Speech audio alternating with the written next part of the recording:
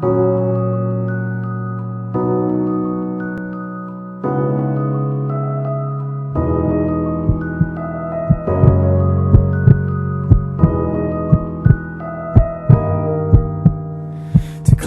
to the world that you are who you are, and sing right along to this music. Deep down inside, smell the stench of your lies. Always take what you have and abuse it. We turn up the sound for the boys and the girls who have all gathered round to bear witness. But silence remains, it's the same every day. You will not win. You will not win. You will not. Bury your head, then you lie to these children. I won't let it end. It's hard to be something I'm not when you're out there somewhere. Bury your head, then you lie to these children. I won't let it end. It's hard to be something I'm not when you're out there somewhere.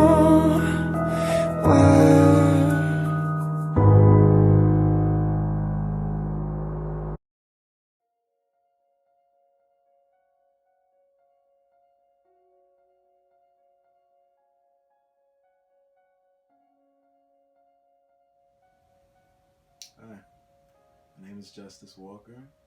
I'm a volunteer at Feeding America. And what I'm going to tell you is just briefly a little bit about what we do and what our goals are, what our mission is. And it's very basic. Feeding America is a nationwide company, non-for-profit organization that aims to ultimately end world hunger.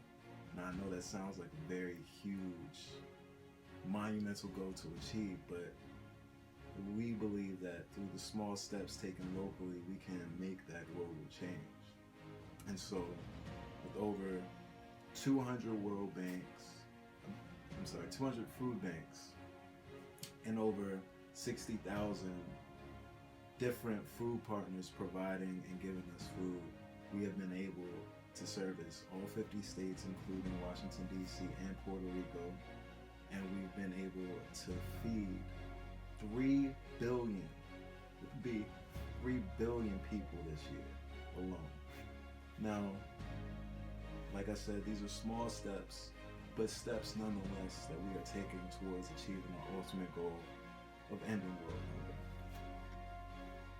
So that's just kind of the basic overall umbrella of the mission statement of Feeding America. Okay. Feeding America has 2 main methods of how they approach their service: direct service and indirect service. Now, in direct service, the one that I've mostly been speaking of, their main components that they're focusing on is stabilizing the family, responding to disaster, and child and senior care. Those are the 3 main things that they focus on. Stabilizing the family, first of all, because we cannot feed a family and not teach it how to fish. You know, you have to be able to provide for yourself. So that's what we try to do within the household. Try to encourage the families, try to provide as much resources and stability as we can to help them help themselves. Then we have responding to disaster, natural disasters that just may come, such as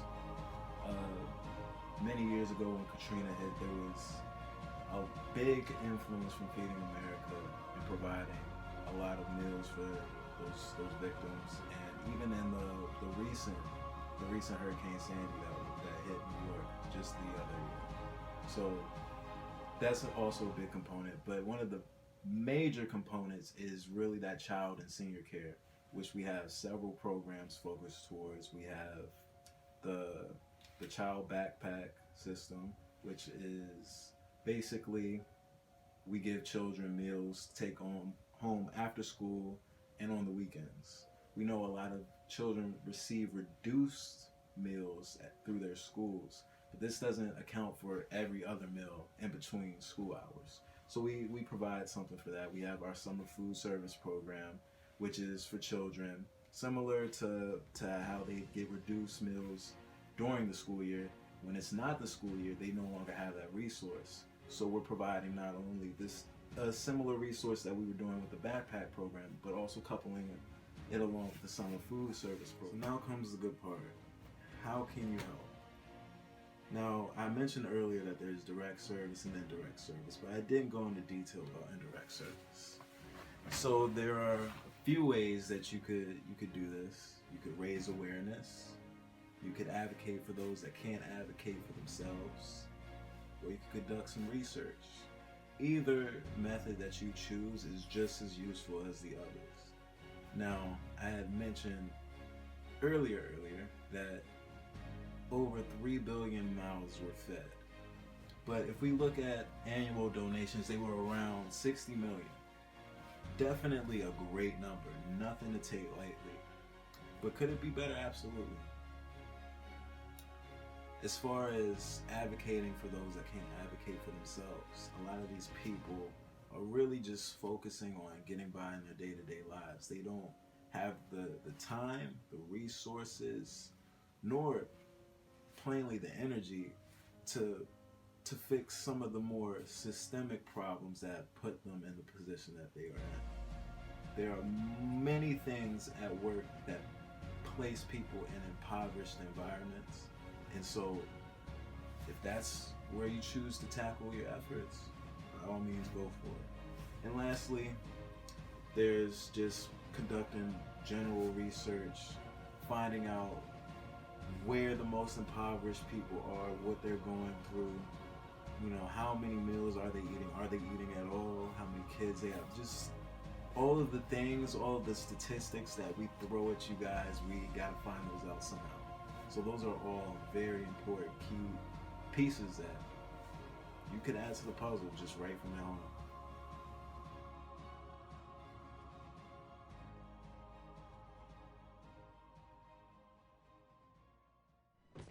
Our deepest fear is not that we are inadequate.